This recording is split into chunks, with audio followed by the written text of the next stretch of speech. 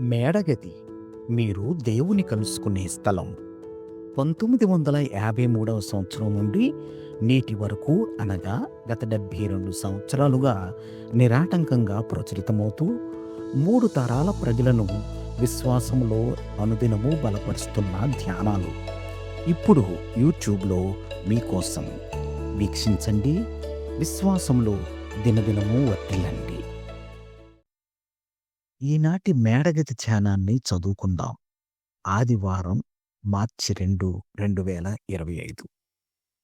ఈనాటి ధ్యానాంశం: దేవుని కృపలో కౌగలించుకొనబడ్డాను. దేవుని కృపలో కౌగలించుకొనబడ్డాను. ఈనాటి వాక్య భాగంగా ద్వితీయోపదేశకాండం 33వ అధ్యాయం 26 నుండి 29 వచనాల వరకు చదవండి. ఈనాటి ముఖ్య వచనం: శాశ్వతుడైన దేవుడు నీకు నివాస స్థలము, నిత్యముగా నుండు బాహువులు నీ క్రింద నుండును. ద్వితీయోపదేశకాండం 33వ అధ్యాయము 27వ వచనం. అనేక సంవత్సరాలు ఇంటి వద్దనే ఉండే తల్లిగా ఉన్న నేను ఒక ఇంటర్వ్యూ కోసం సిద్ధపడుతున్నాను. ఇంటి నుండి బయటికెళ్ళి ఉద్యోగం చేయడం దేవుని చిత్తమో కాదో నిశ్చయిత లేనందున నేను ఆందోళనగా ఉన్నాను.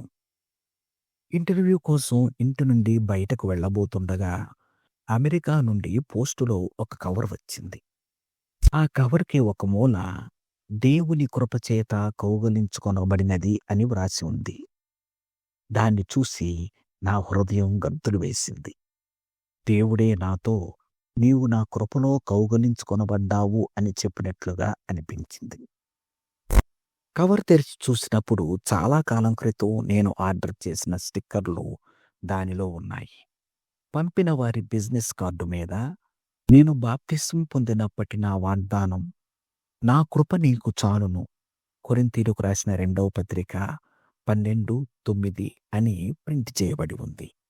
దాని ట్యాగ్ లైన్గా కృప అంటే మన బలహీనతలు దేవుని బలం చేత సంపూర్తి చేయబడే చోటు అని ఉంది.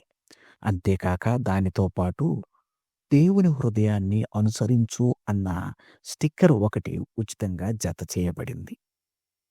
వాటన్నిటి ద్వారా నేను నిన్ను కౌగిలించుకున్నాను, నా కృప నీకు చాలును, నీ బలహీనతల యందు నా శక్తి పరిపూర్ణమవుతున్నది, నా హృదయాన్ని అనుసరించు అని దేవుడు నాతో చెప్పినట్లనిపించింది. ఇక అప్పుడు ఫలితాలు ఎలా ఉన్నా గాని నేను దేవునితో కలిసి నడుస్తున్నానన్న నిశ్చయితతో ఇంటర్వ్యూకి వెళ్ళాను. ఈనాటి ముఖ్య వచనం మనకు గుర్తు చేస్తున్నట్లుగా, నిత్యముగా నుండు బాహువులు నీ క్రింద నుండును. అవి దేవుని కృపాబాహువులు.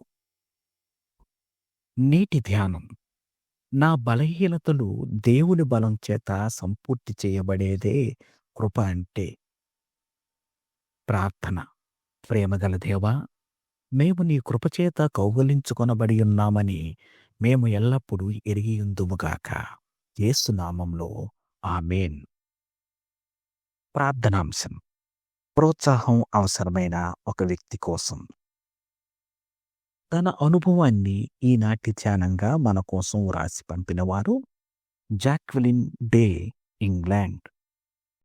మేడగది అనుదిన ధ్యానాలు మీకు ఆశీర్వాదకరంగా ఉన్నట్లయితే వెంటనే మన ఛానల్ని సబ్స్క్రైబ్ చేయండి. లైక్ చేయడం, షేర్ చేయడం మర్చిపోకండి. దేవుడు మిమ్మును దీవించునుగాక. ఆమేన్.